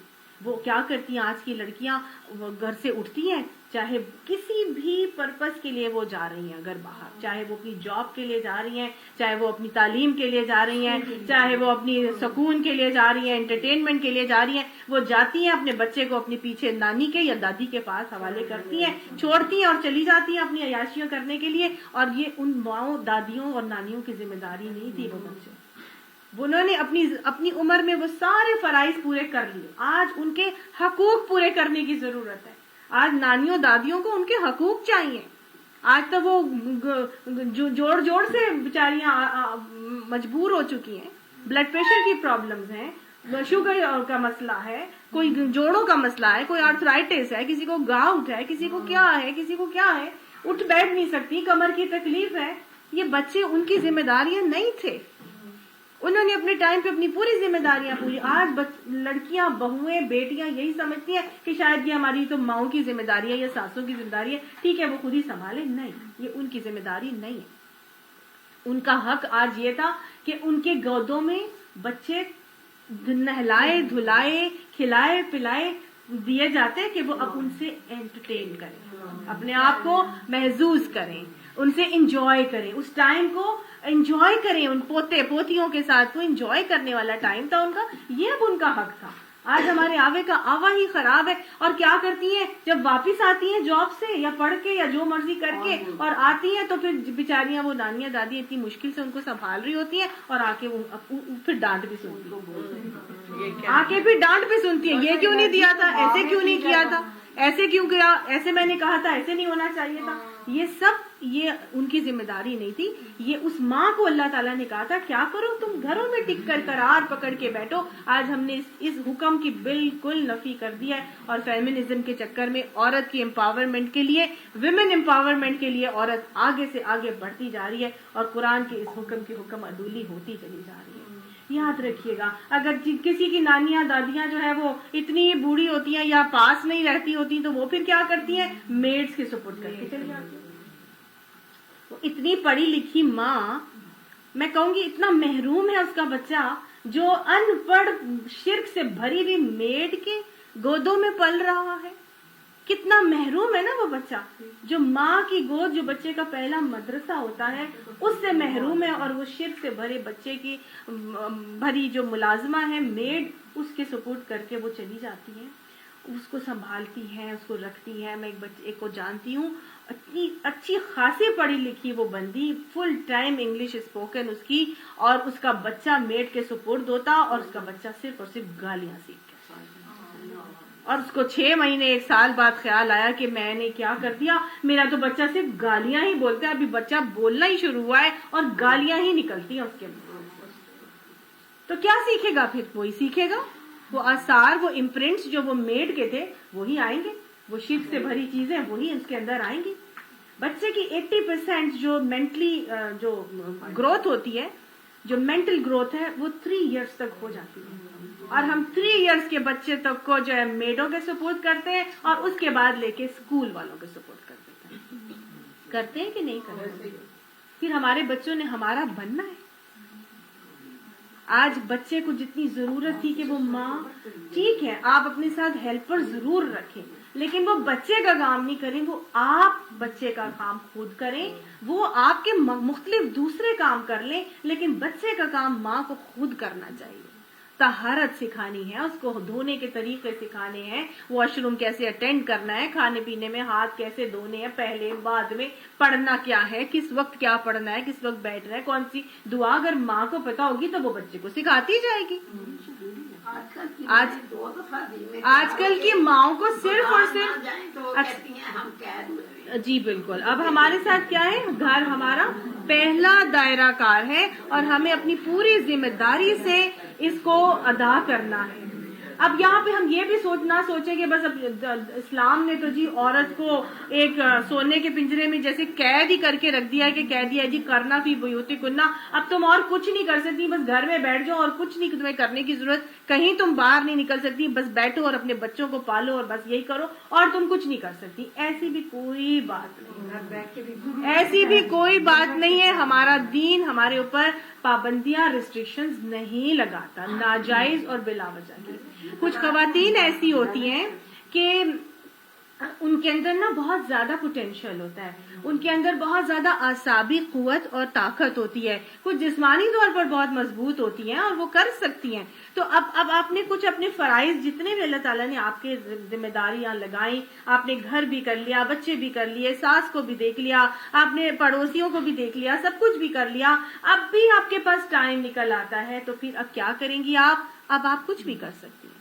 اب آپ گھر سے باہر نکل کے تعلیم و تدریس کا کام کر سکتی ہیں, ٹھیک ہے نا. آپ اگر کوئی خدمت خلق کا کام کرنا چاہتی ہیں تو وہ کر سکتی ہیں. آپ کوئی بھی ہنر سیکھنا چاہتی ہیں آپ وہ کر سکتی ہیں. آپ بزنس کرنا چاہتی ہیں آپ وہ کر سکتی ہیں. کچھ خواتین ہیں جن کی اولادیں نہیں ہوتی, ان پر ٹائم ہوتا ہے. اب وہ کہیں جی میں تو کرنا بھی بیوتی کننا پر عمل کر کے بس گھر میں بیٹھنا, میں نے کچھ نہیں کرنا, سارا دن میں گھر میں بیٹھوں گی اور صرف موبائل پر یوٹیوب پر فلمیں دیکھتی رہوں گی اور وہ چیٹنگ کرتی رہوں گی, اور بس میں تو اس قرآن کے حکم پر عمل کر رہی ہوں. تو وہ بھی تو اپنے آپ کو ویسٹ کر رہی ہے نا, ٹھیک ہے نا. تو اسلام ہمیں یہ نہیں سکھاتا کہ ناجائز تم گھر میں بیٹھ کے لغویات میں اپنا ٹائم گزارو, نہیں. گھر میں بیٹھنے کی ریزن ہمیں بتا دی گئی, اور ہم نے دیکھا کہ اللہ کے اس حکم پر جب حکم کی اطاعت کی گئی تو صحابیات کے ہمارے پاس ایسے ایسے نمونے بھرے پڑے کہ جنہوں نے دین بھی سیکھا, دین بھی سکھایا, اولادوں کی تربیت بھی کی, جہاد بھی کیا, جراحی بھی کی, سرجری بھی کی, اور طب بھی کیا, انہوں نے شاعریاں بھی کی, انہوں نے بزنس بھی کیا, تجارت بھی کی, انہوں نے سب کچھ کیا. انہوں نے مہمان نوازیاں بھی کی. مہمان نوازی میں حضرت ام شریک دوسیہ ہیں, حضرت ام معبد خزائیہ ہیں, حضرت ام اوس انصاریہ ہیں, ام سلیم ہیں. پھر دین کی مددگار بیویاں بنتی ہیں, کس طرح سے حضرت ام دردہ ہیں, ابو طلحہ کی بیوی ام سلیم. ایسے ایسے انہوں نے نمونے رقم کیے کہ اللہ تعالیٰ نے قرآن پاک میں ان کا تذکرہ کر دیا.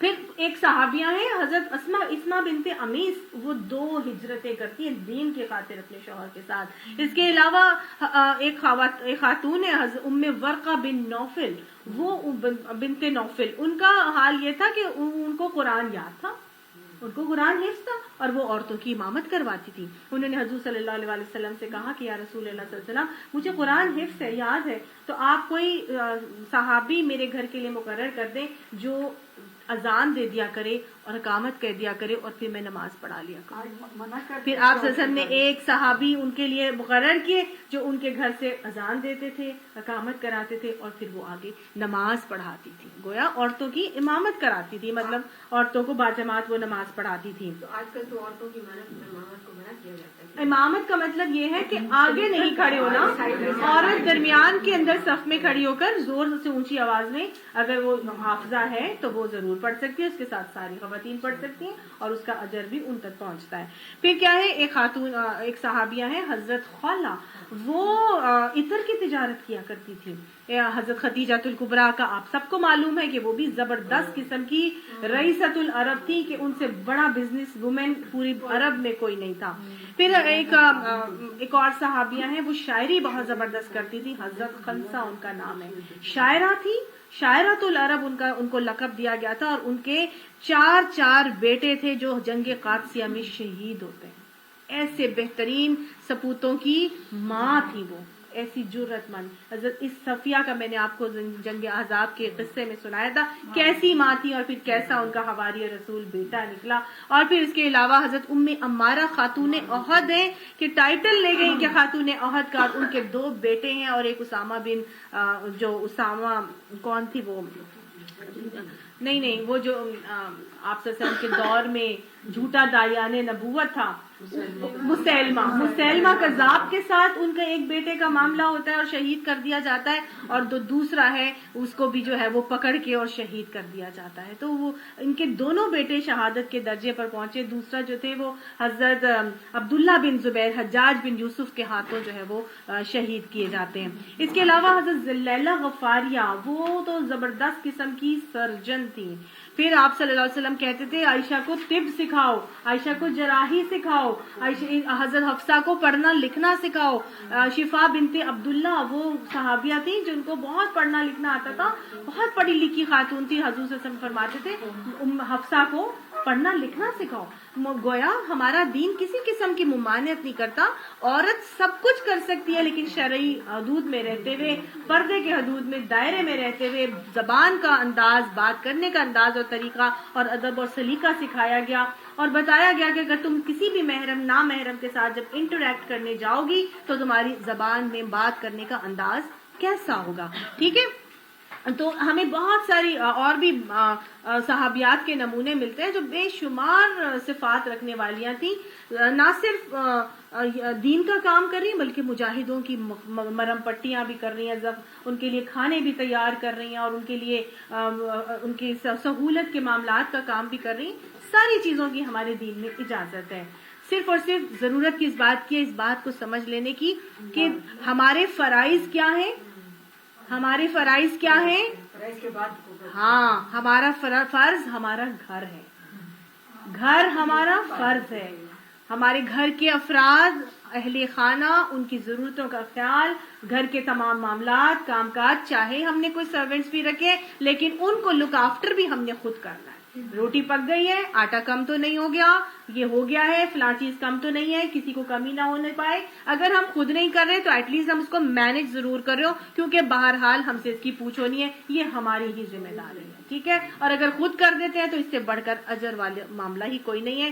اب گھر میں بیٹھو تو پھر ایک طرف یہ اب ہم دل میں یہ آنے لگتا ہے کہ بھئی کہیں ہماری شریعت ہمیں بس یہیں تک تو محدود نہیں کر دیا. تو یہاں سے میں نے آپ کو بتایا کہ نہیں, صحابیات باہر بھی نکلتی تھی اور بہت کچھ کرتی تھی. تو اب آگے اللہ سبحانہ تعالیٰ مجھے اور آپ کو یہ سمجھا رہے ہیں کہ اگر باہر نکلو گی نا پھر کیسے نکلنا. ٹھیک ہے, تو کہا ولا تبرجنا تبرج الجاہلیت الاولی, جب باہر نکلو گی نا تو تبرج کر کے مت نکلنا, کیونکہ تبرج دور جاہلیت کا کام ہے. پہلے زمانے میں جاہلیت کے دور میں تبرج کر کے نکلا کرتے تھے لوگ. تم باہر نکلو گی نا, تم اللہ سے ڈرنے والی ہو, تبرج کر کے مت نکلنا. ٹھیک ہے, تبرج کس کو کہتے ہیں؟ تبرج کہتے ہیں, دیکھیں تبرج کا روٹ ورڈ, ہمیشہ ایک چیز کو سمجھا کرے روٹ ورڈ سے. اس کا روٹ ورڈ ہے برج, بارا جیم, ابھار, پرومیننٹ چیز, وہ چیز جو آئی کیچنگ ہو, فوراً نظر آ. ٹھیک ہے, نارم سے ہٹ کرو, सब की एकदम अट्रैक्शन हो, सेंटर ऑफ अट्रैक्शन हो। यानी जब तुम घर से बाहर निकलोगी तो तुम्हारे किसी भी हुलिये में ऐसा अंदाज नहीं होना चाहिए कि तुम आई कैचिंग हो जाओ किसी के लिए भी। अब जाहिर है पीछे हमने सूरह नूर में भी हमने पढ़ा था कि अल्लाह ताला ने कहा था जीनतें, उससे पहले सूरह नूर से पहले भी सूरह आराफ में अल्लाह ताला ने बताया था ना, मन हर्रमा जीनतल्लाह अल्लती अखरजा लिइबादिही, इनसे कहो कि किसने इनके लिए जीनतों को हराम किया जो अल्लाह ने अपने बंदों के लिए निकाली है। ठीक है, तो गोया जीनतें एक्वायर की जा सकती हैं और जीनतों को हासिल करना, उनको एक्वायर करना, उनको इख्तियार करना, वो सब मना नहीं है इस्लाम के अंदर, क्योंकि अल्लाह ने निकाली ही हमारे लिए। फिर अल्लाह ताला ने हमें कहा कि क्या करो, वला युबदीना जीनतहुन्ना, इन जीनतों को जाहिर मत करना। ठीक है, सूरह नूर में हमने अच्छी तरह से पढ़ लिया था कि अल्लाह ताला ने घर में अंदर रहने का हमें तरीका, अदब सलीका सिखाया था। घर में रहोगी तो तैयार रहो, तुम्हें किसने मना किया है? जीनतों को अक्वायर करो, तुम्हारा दिल चाहता है तुम्हारे शौहर तुम्हें देखे, तुम्हारे बेटे तुम्हें देखे, तुम्हारी बहनें तुम्हें देखे, तुम्हारे बच्चे तुम्हें देखे, तुम्हारे भाई अब्बू सब लोग, तुम प्यार मोहब्बत से तरीके से उनके सामने रहना चाहती हो तो महरम लोगों की लिस्ट बता दी थी, इन महरमों के सामने जीनतों का इजहार कर सकती हो, लेकिन ना महरम के सामने तुमने ऐसे नहीं आना। ठीक है, अब कहा घर से बाहर जब निकलोगे ना तो फिर क्या करना, जीनतें तो तुमने एक्वायर की हुई हैं, तुम तो तैयार बैठी हो घर में, अब बाहर निकलने लगोगी ना तो तबर्रुज करके मत निकलना, किसी भी ऐसे हुलिये से मत निकलना, ना तुम्हारा हेयर स्टाइल ऐसा होना चाहिए, ना तुम्हारा मेकअप ऐसा होना चाहिए। दोबारा दिमाग में दोहरा लीजिए जीनतें क्या क्या होती हैं, बाल, मेकअप, जेवर, फिर हमारे कपड़े, फिर हमारे जो है वो ज्वेलरी हमारी, फिर उसके बाद हमारा हर तरह की, मतलब ये सब क्या है, हमारी आवाज, हमारा बात करने का अंदाज, हमारी खुशबू, ये सब क्या है, ये सब जीनतें हैं। तो ऐसा मत होके निकलना कि तुम आई कैचिंग बन जाओ, तुम्हारा बाल ऐसे नहीं होने चाहिए, तुम्हारा इवन बुरका भी ऐसा नहीं होना चाहिए कि जब तुम निकलो तो हर कोई तुम्हारे बुरके को देख के कह रहा हो क्या जबरदस्त बुरका पहना है इसने। तुम्हारे कपड़े भी इस कलर के ना हो कि सबकी आंखें उठे, वो पीले रंग का बुरका पहन के आ गई तो सारी दुनिया तो वो पीले रंग के बुरके कोई देखेगी फिर, है ना। तो यानी कि तुमने किसी भी अंदाज में ऐसा नहीं बनना कि तुम आई कैचिंग बन जाओ और लोगों की निगाहें तुम्हारी तरफ उठना शुरू। ये किसका काम था? ये था दौरे जाहिलियत के लोगों का काम। जहालत में लोग ऐसे करते थे, दौरे जाहिलियत में लोग ये काम करते थे। आज जो प्रोमिनेंट बन के नहीं निकलता, फैशन के मुताबिक अपने ड्रेसिंग नहीं करके निकलता, लोग उसको जाहिल कहते हैं। अब ऑपोजिट हो गया। अल्लाह ताला किसको जाहिल कह रहे हैं? जो आई कैचिंग बन के निकलते हैं, जाहिल तो वो है असल में जो माशरे के अंदर ढके छुपे अंदाज में तरीके से निकलती है कि लोगों को लगे ही नहीं कि कोई डिफरेंट कोई चीज आई है। और यहाँ पे ये भी ध्यान रखिए कि अब हम कहीं बाहर के मुल्कों में जाते हैं तो फिर क्या हमें ऐसा बन के निकलना है कि सारी दुनिया हमें ही देख रही हो? फिर कैसा बन के निकलना है? सादगी से निकले, अदब शरीयत के हदूद के दायरे के अंदर रहते हुए निकले। ठीक है, तो फिर अगर अबाया पहन के जाएंगे सारे लोग हमें तो कोई अबाया इज नॉट ऐसी चीज कि आप सिंपल अबाया में जाएं, ऐसी चीज में जाएं। अब अगर आप सिर्फ काले ही अबाया में जाएंगी तो सारी दुनिया आपको देखेगी, तो अब आप वहाँ जाएंगी तो आप वहाँ पे डिफरेंट कलर अबाया लेके जाएं, गाउन पहन ले, कुछ बड़ा कोई हाँ जी आपका ऐसा हो कि आपकी पूरी की पूरी सॉफ्ट कलर्स, वेरी गुड, बहुत अच्छा इन्होंने कहा, सॉफ्ट कलर्स में हो ताकि काले रंग के अबाए को सब बहुत देखेंगे। ठीक है ना, तो आपका अबाया फिर ऐसे कलर का हो कि जो लोगों के लिए आई कैचिंग भी ना हो। लेकिन अब अगर आप सऊदी अरब जाते हैं तो वहाँ तो सभी काले, अब अगर आप वहाँ रेड कलर का अबाया पहनेंगे तो सब आपको देखेंगे। तो you have to be very careful कि अल्लाह ने जो हुक्म दिया वो क्या दिया, वला तबर्रजना तबर्रुजल जाहिलिय्यतिल ऊला, कि तबर्रुज मत करना, ऐसी प्रोमिनेंट बन के मत निकलना। ये तो दौरे जाहिलियत के लोगों का काम है, हमने उलट हिसाब बना लिया। अच्छा, तबर्रुज मैंने आपको बताया कैसे कैसे किया जाता है, बहुत सारी चीजों से किया जाता है। अब कुछ लोग हैं वो नजर आता ये है कि कुरान पढ़ने वालियां भी, उनका हाल ये है कि हम पढ़ लेते हैं कुरान, हम कवर भी कर लेते हैं अपने आप को, लेकिन जब हमने सबसे ज्यादा तबर्रुज इख्तियार किया हुआ होता है वो कौन सा वक्त होता है? जब हम अपने पूरे तबर्रुज पर होते हैं, वेरी गुड, शादियों पर हमने हर किस्म का तबर्रुज किया होता है। हमें होता है हमारा हेयर स्टाइल भी सबसे अच्छा हो, हमारा ज्वेलरी भी सबसे अच्छी हो, मेरा ड्रेस भी ऐसा हो कि सारी दुनिया वो मेरे ही ड्रेस को देखे। सब ऐसे ही एक से एक बढ़कर होते हैं कि नहीं होते? लेकिन वहां हम अल्लाह ताला के इस हुक्म को भूल ही जाते हैं। हम समझते हैं कि शायद अल्लाह ताला ने ये हुक्म सिर्फ बाहर के लिए दिया है, शादी ब्याह के लिए ये हुक्म नहीं दिया। क्या वो पर्दा जो हमने किया था उस रब के खुशी की खातिर, क्या वो रब उस शादी ब्याह के फंक्शन में नहीं होता, जहाँ कंबाइंड मिक्स गैदरिंग होती है, जहाँ सारी दुनिया ने तबर्रुज किया होता है और जिस किसी ने नहीं भी देखना वो भी आंखें उठा उठा के देख रहा होता है आपको। और वो जो लड़की जिसकी शादी होती है वो अपने पूरे तबर्रुज के साथ होती है, अपने मियाँ के लिए तैयार हुई थी, लेकिन उसके मियाँ ने तो उसको पता नहीं कब देखना है। सारी दुनिया के लड़के और मर्द और दोस्त और दोस्तों के दोस्त और वो सब जो है वो उसको अच्छी तरह से देख चुके होते हैं। फिर वो जो फोटो सेशन हो रहे होते हैं उसके अंदर क्या तबर्रुज और वो किस तरह से वो हस्बैंड वाइफ की स्टाइल के साथ पोजिंग के साथ तस्वीरें होती हैं, वो ये क्या है? हम किधर जा रहे हैं? कैमरा बहुत हम किस धारे में बह रहे हैं? हम अपने आप का जायजा लें। क्या वो रब कुरान पढ़ने वाली, कोर्स करने वाली खवातीन का ये हाल होता है? शादी तो एक ही दफा होनी है, फिर थोड़ी होती है बार बार शादियां। कोई बात नहीं, जितनी बेहयाई करनी है कर लो। जितना ईमान को जो कलेक्ट किया था इतने सालों में, इतना जमा करके ईमान को रखा था, आज मैं कैसे इसके सौदे करती हूँ, इसको बेचने के अपनी हया को शिराजे कैसे बिखेरती हूँ। हम उसकी बाकायदा प्लानिंग कर रहे होते हैं। फलां फोटोग्राफर को बुलाना है, फलां को बुलाना है, वो इतने पैसे, वो इतने लाख। कि हम किधर जा रहे हैं? अल्लाह का क्या हुक्म है? वला तबर्रजना। ये वला तबर्रजना का डोंट जो है ना, ये शादियों में भी अप्लाई होता है, ये शादियों के लिए भी है। हर चीज हो रही है, तो हमें बहुत ध्यान करना है इस बात का। अल्लाह सुब्हानहू तआला हमें इन बातों को समझने की तौफीक अता फरमाए। ये बातें उस वक्त होती है जब हमें अल्लाह से प्यार नहीं होता। जब हम अल्लाह से प्यार करके एक काम करते हैं ना, तो हम कभी भी कम पे इक्तफा नहीं करेंगे। फिर हम कहेंगे हक तो ये है कि हक अदा ना होगा, नहीं मेरा रब नाराज ना हो जाए, नहीं मैंने अल्लाह को नाराज नहीं करना। हम अल्लाह से प्यार ही नहीं करते। हम कहते हैं बस ठीक है कोई बात नहीं, इतना तो करते हैं, आज नहीं करेंगे तो क्या हो जाएगा। हम फिर कहते हैं हाँ बाद में माफी मांग लें। ये अल्लाह से प्यार और मोहब्बत का काम नहीं है। ये आजमाइश का टाइम था और इसी को हम गंवा देते हैं। अगर हमें अपने शौहरों से प्यार होता है ना, तो फिर हम अपने शौहर को नाराज नहीं करते। फिर हम हर वो काम करने की कोशिश करते हैं जिससे हमारा शौहर हमसे राजी हो। तो अगर हम अल्लाह से प्यार करते होंगे तो इंशाअल्लाह हम, चाहे वो शादी हो, चाहे वो अमेरिका हो, चाहे वो हमारा बाजार हो, कहीं पर भी हम जाएंगे हमारा हुलिया फिर एक ही होगा।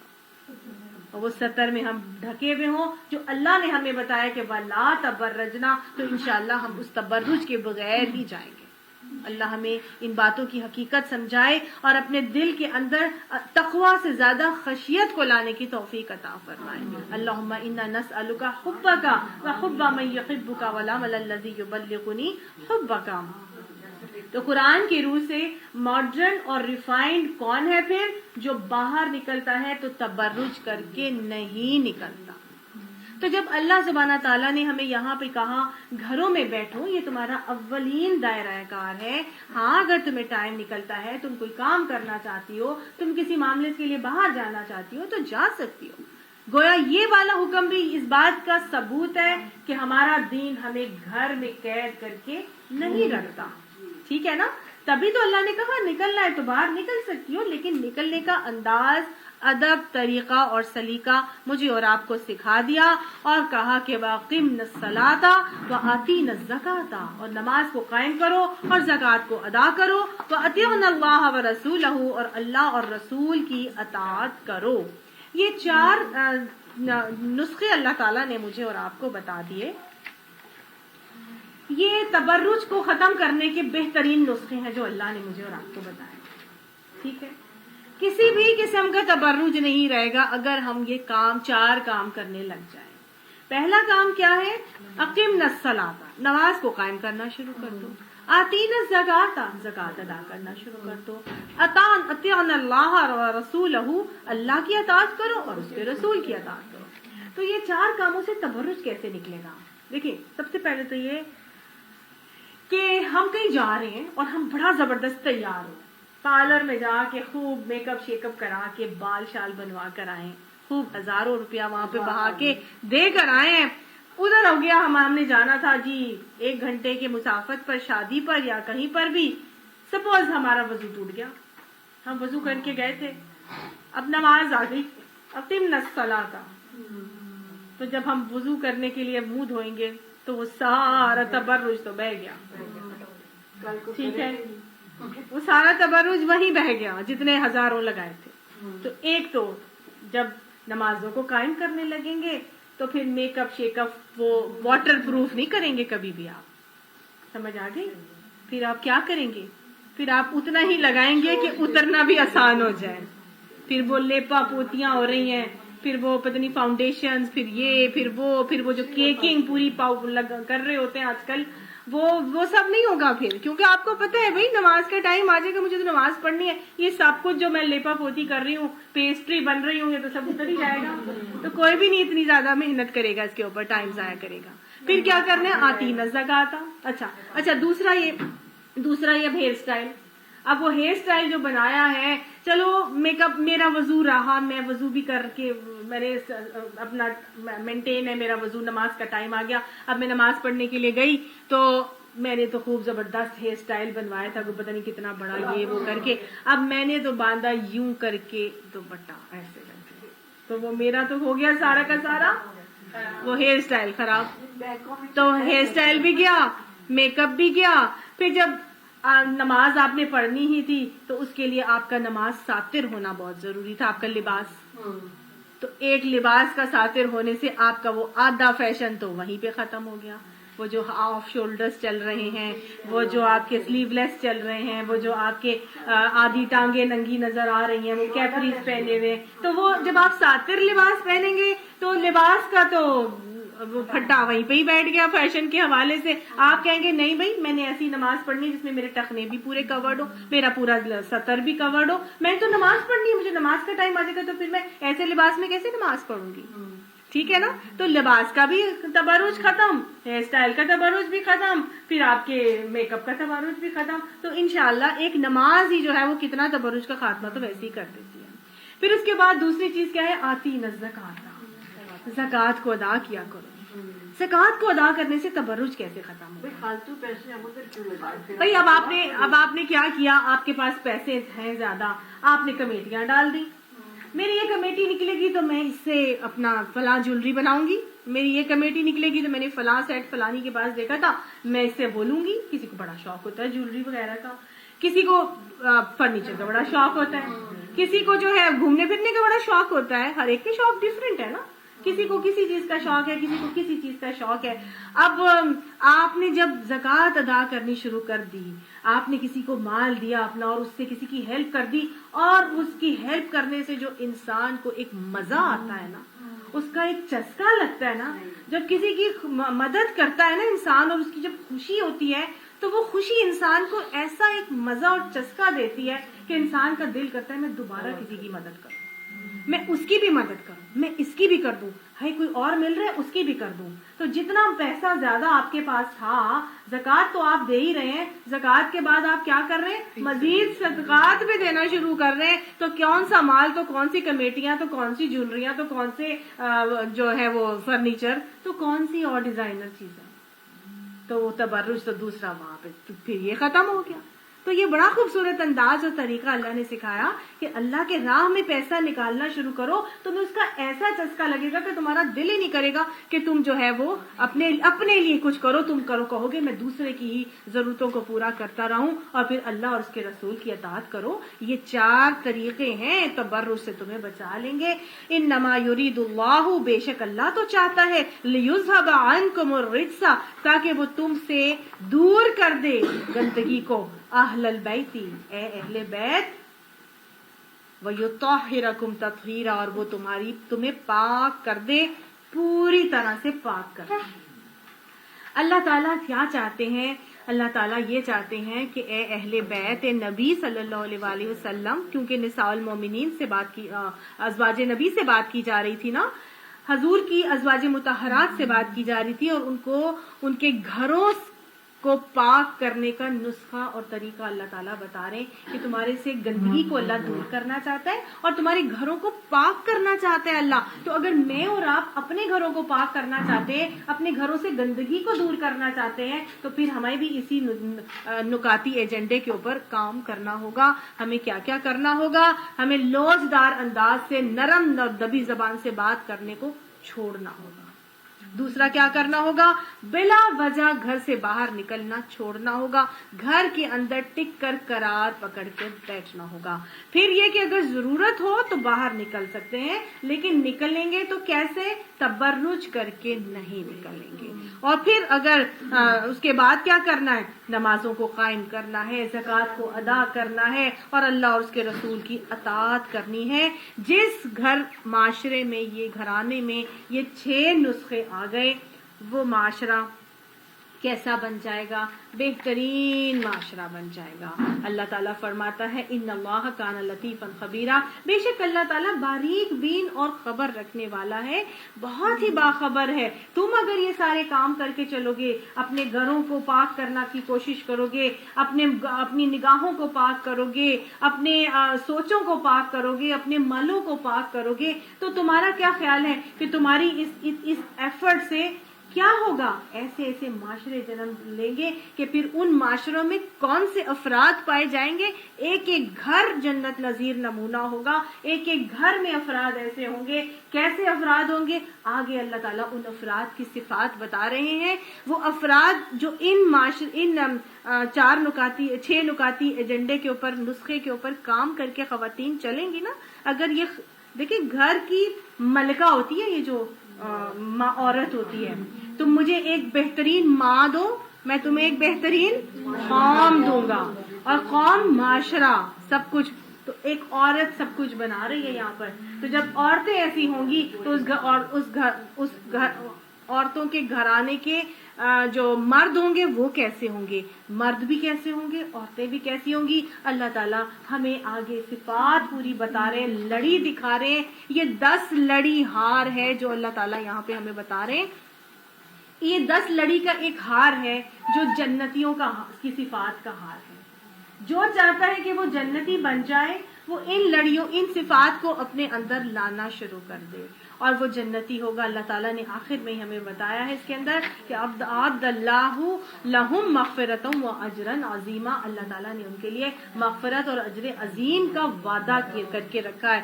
تو یہ کیسے ہوں گے؟ معاشرہ کیسا بن جائے گا؟ ان المسلمین والمسلمات، بے شک مسلم عورتیں اور مسلم مرد، یعنی وہ کیا کر رہی ہیں؟ اسلام لے آئی ہیں۔ ٹھیک ہے، پہلی صفت ان کی کیا ہے؟ کہ وہ اسلام لائی ہیں۔ اسلام کے بغیر یہ معاملہ نہیں ہو سکتا، اسلام لائی ہیں۔ پھر کیا ہے؟ والمؤمنین والمؤمنات، پھر وہ مومن بنی ہیں، مومن ہیں عورتیں اور مومن مرد ہیں۔ تو گویا مومن عورتیں بھی اور مومن مرد بھی۔ تو پھر مسلم اور مومن میں کیا فرق ہے؟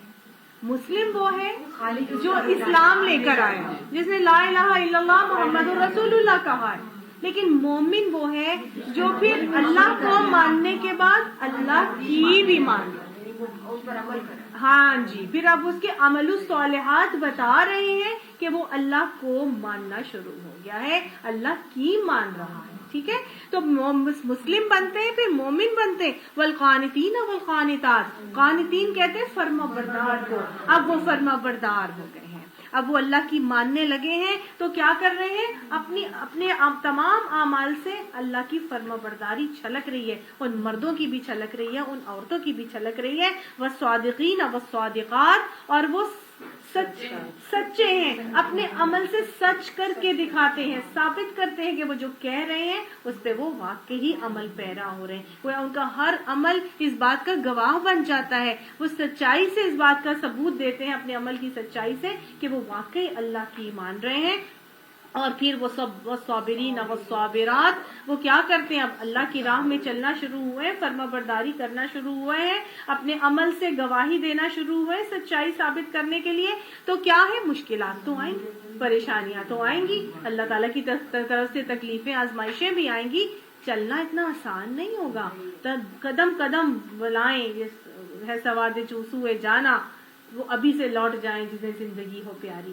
تو یہ والے وہ راستے میں تو مشکلات نے آنا ہی آنا ہے. اب جب مشکلات آتی ہیں تو پھر وہ چھوڑ کے گھر میں نہیں بیٹھتے کہ نہیں بھائی ہم سے نہیں کیا جاتا, میں تو یہ عمل نہیں کر سکتی, میرے سے نہیں یہ کام کیا جاتا. نہیں, صبر سے جمے رہتے, ڈٹے رہتے ہیں, جو کام کرنے کی ٹھانی تھی اس کام کو لے کے چلتے ہیں. والخاشعین والخاشعات, اور ایسے اللہ سے خشوع کرتے ہیں کہ ایک گناہ کرتے ہوئے بھی ان کے رونگٹے کھڑے ہو جاتے ہیں, ایک گناہ کا خیال آتے بھی بے ہوش ہونے لگتے ہیں. ایسی خشیت ان پر طاری ہوتی ہے, گناہ کو سوچ کرنا تو درکنار, سوچ کر ہی کانپ اٹھتے ہیں. پھر والمتصدقین والمتصدقات, اور پھر اگر کچھ کام کر رہے ہیں اچھے تو پھر اب اپنے آپ کو زوم کر کے بیٹھ نہیں جاتے, تکبر کر کے بیٹھ نہیں جاتے کہ ہاں جی میں تو بڑی نیک ہوں اور میں تو بڑا اچھا عمل کر رہی ہوں, اللہ کی مان کے چل رہی ہوں, میں تو اپنے ہر عمل سے ثابت کر رہی ہوں, صبر سے جمی بھی ہوں, ڈٹی بھی ہوں, گناہ بھی نہیں کرتی. نہیں, اب وہ کیا کرتے ہیں, اللہ کی خوشنودی حاصل کرنے کے لیے, اللہ کے عرش کے سائے کے نیچے کھڑے ہونے کے لیے, اللہ کے غضب کو ٹھنڈا کرنے کے لیے صدقہ دیتے ہیں, اپنے مالوں سے صدقے دیتے ہیں. ان کو وہ یہ چاہتے ہیں کہ ان کی جب جان کنی کا معاملہ ہو تو اتنی آسانی سے ہو کہ معلوم ہی نہ ہو کہ ان کی جان کنی کا معاملہ ہوا ہے نا, بری موت سے بچاتے ہیں صدقات.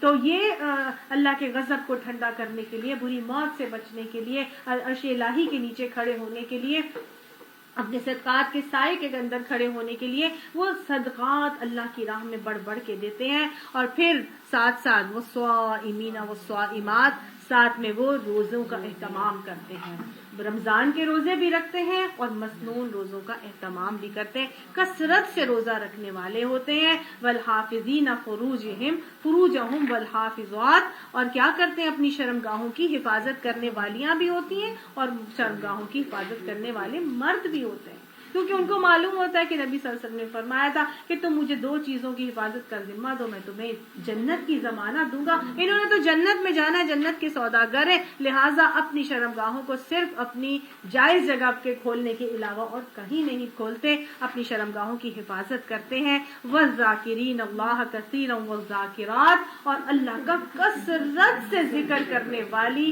مرد ہوتے ہیں اور عورتیں ہوتی ہیں.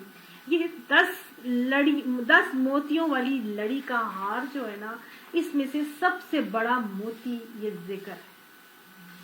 کثرت سے اللہ کا ذکر کرنے والیاں ہوتی ہیں. کیوں ہے یہ سب سے بڑا ہار موتی ہار کا؟ اس لیے کہ یہ ذکر وہ عمل ہے جو تمام کاموں کے اجر کو بڑھا دیتا ہے.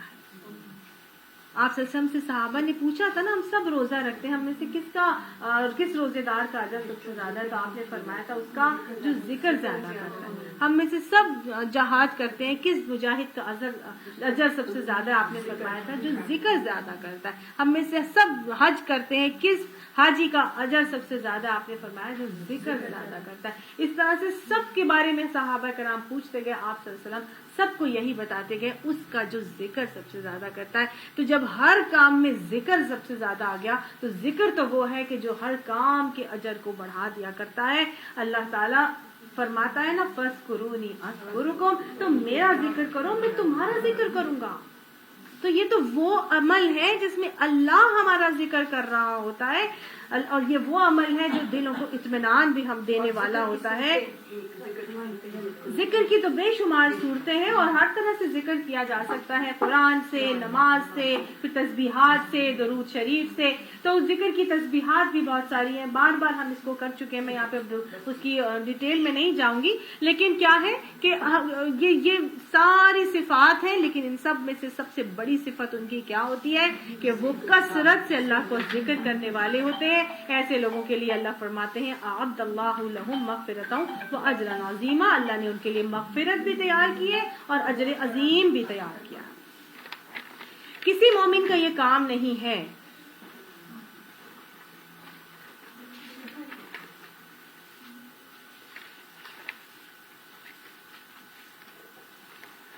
کسی مومن مرد اور مومن عورت کو یہ حق نہیں ہے کہ جب اللہ اور اس کا رسول کسی معاملے کا فیصلہ کر دے تو پھر اسے اپنے معاملے میں خود فیصلہ کرنے کا اختیار حاصل رہے، اور جو کوئی اللہ اور اس کے رسول کی نافرمانی کرے تو وہ صریح گمراہی میں پڑ گیا۔ یہ آیت نازل ہوئی بیسیکلی حضرت زینب بنت جہش کا جب حضرت زید بن حارثہ کے ساتھ نکاح کے لیے پیغام بھیجا گیا تھا۔ ہم نے اس کو پڑھا تھا شروع میں بالکل۔ حضرت زید بن حارثہ آپ صلی اللہ علیہ وسلم کے منہ بولے بیٹے تھے، اللہ تعالیٰ نے ان کو حکم دیا کہ آپ کیا کریں، ان کا نکاح زینب بنت جہش سے کروانا ہے تو آپ ان سے نکاح کا پیغام بھیجیں۔ میں نے آپ کو پہلے بھی بتایا تھا کہ عربوں میں کیا رسم تھی کہ وہ غلام کو غلام ہی سمجھتے تھے، چاہے وہ آزاد کردہ بھی ہو، اس کو آزاد کی کیٹیگری پہ نہیں رکھتے تھے۔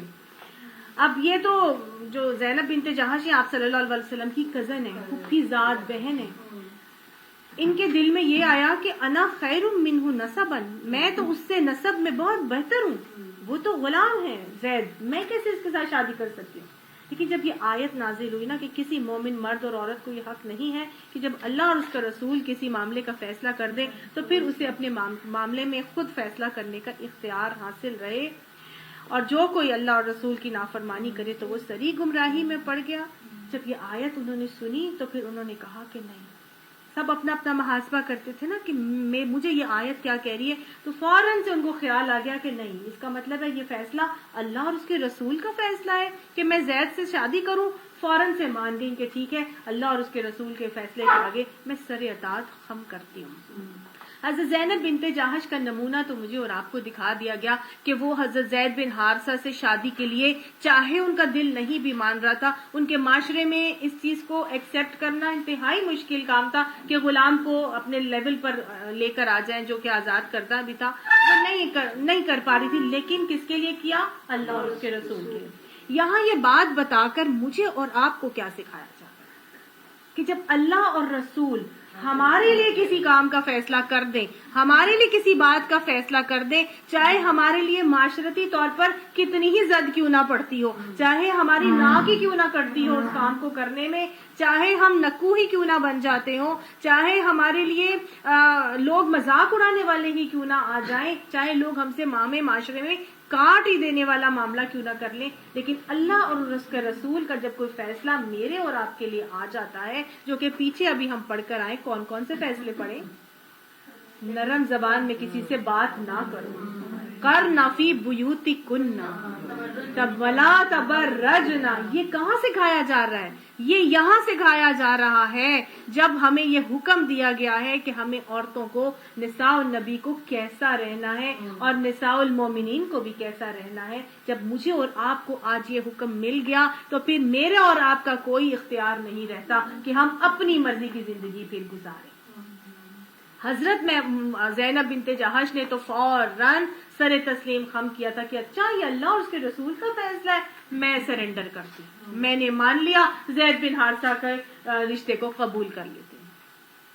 ٹھیک ہے، تو پھر مجھے اور آپ کو اب کیا کرنا ہے؟ بڑے بڑے احکامات پڑے ہیں آج ہم نے، بلا وجہ گھروں سے باہر نہیں نکلنا، کسی غیر محرم سے نرمی سے بات نہیں کرنی، تبرج کر کے گھر سے باہر نہیں نکلنا، اقیمنا الصلاۃ کرنا ہے، آتینا الزکوٰۃ کرنا ہے، اور اطعنا اللہ و اطاع الرسول کرنا ہے، اللہ اور اس کے رسول کی اطاعت کر کے چلنی ہے۔ اللہ سبحانہ تعالیٰ ہمارے گھروں کو پاک کر دے، اللہ سبحانہ تعالیٰ ہماری نسلوں کو پاک کر دے، اللہ سبحانہ تعالیٰ ہماری نگاہوں کو پاک کر دے، اللہ ہماری نیتوں کو پاک کر دے، اللہ ہمیں بہترین بہترین نسلیں عطا فرمائے، اللہ سبحانہ تعالیٰ ہمیں اور ہماری نسلوں کو قرآن سے جوڑ دے، اللہ سبحانہ تعالیٰ ہمیں ایسا بنا دے کہ ہم اسے پسند آ جائیں، ورنہ تو اللہ فرماتا ہے کہ جس نے اس کی نافرمانی کری، اللہ کے اور اس کے رسول کے احکامات کی، تو وہ کیا کرتا ہے؟ وہ صریح گمراہی میں بڑھ گیا، فقد ضل ضلالا مبینا، وہ سب بڑی زبردست قسم کی گمراہی میں پڑ گیا۔ اللہ ہمیں اس گمراہی میں پڑنے سے محفوظ فرما لے، اللہ ہمیں ہر حکم کے اوپر سمعنا و اطعنا کرنے کی توفیق نصیب فرمائے، اللہ ہر حکم کے آگے سر تسلیم خم کر کے اسلمت لرب العالمین کہنے والا خوش نصیب بنا دے، اللہ ہمارے گھروں کو جنت نظیر نمونے بنا دے، اللہ ہمیں رول ماڈلز بنا دے۔